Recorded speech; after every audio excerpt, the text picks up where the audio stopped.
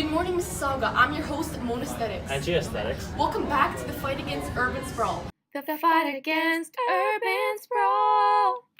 Today we sent out a team of photographers to capture the transportation systems in place in our city. We will be reviewing and analyzing 5 different pictures and then choosing 2 to 3 to Photoshop and fix the problems for you guys. So stay tuned. Picture number 1, bus times. Most MyWay buses come every 20 to 30 minutes, making people choose not to take them and just take the car instead.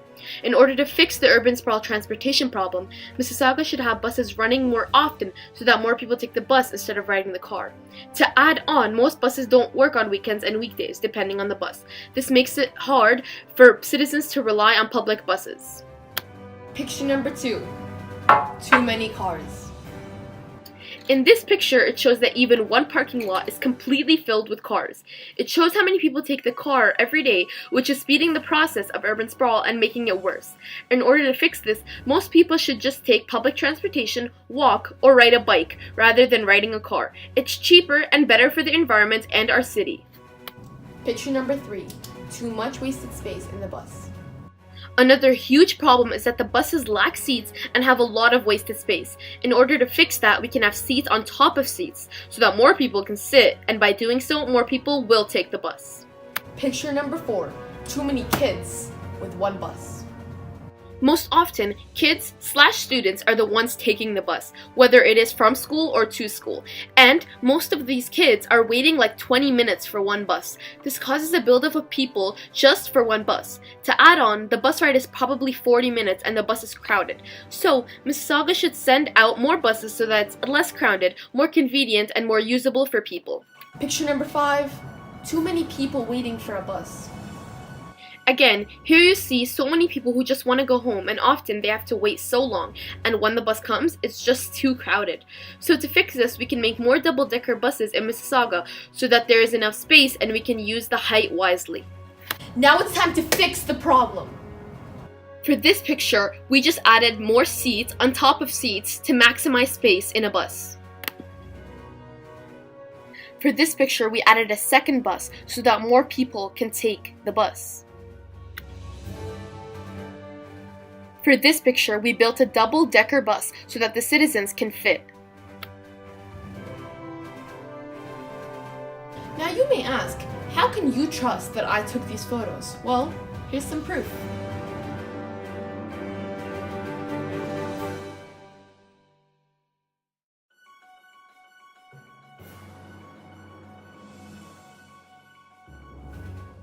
Picture number 1. The first picture of the Apple Market shows a lot of rusted bike cracks, little indications that bikes or other methods of transportation were meant to be used. This heavily discourages the bike users, as most of the space is used for parking.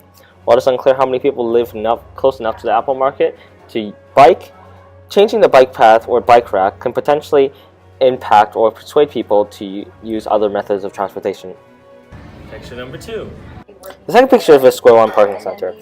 There is many parking lots but not enough bike lanes to persuade people to come. Well, actually, this is a picture of the roads connecting to the Square One parking center, but this is very fundamental as well. As you can see, there is a lot of green space, which is actually pretty wasted, as you can probably implement a couple bike racks in there.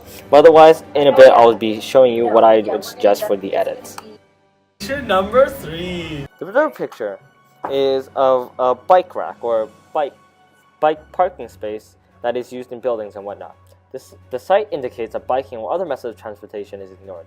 This also discourages other residents of building to buy bikes or other methods of transportation once again and use them, as they would not have a clean or safe space to store them. Picture number 4. This picture really speaks up to me, as the space on top of the Square One parking center is completely wasted for the few cars parked up there. What can be done to improve the use of this space here is to maybe introduce electric charging ports up top or rental bikes. Picture number 5. The final picture is actually a good example of how a school included many bike stands sufficient enough for the neighboring places. Although, speaking from experience, it could be improved by adding a few more bike racks, while otherwise I encourage schools to continue putting a similar amount of bike racks. One last thing. To the far right of the image, as you can see, there's a narrow path where students can come in. What I would suggest to do is to include another bike path for bikers, skateboarders, and rollerbladers to come through. Now, as you can see, urban sprawl and transportation is a huge problem in our city. And instead of photoshopping the problem, we have to fix them for real. So, use the hashtag #MonaAesthetics and post these photos to get the word out. Thanks for watching today's episode of The Fight Against Urban Sprawl. The fight against urban sprawl. Goodbye and keep bussing.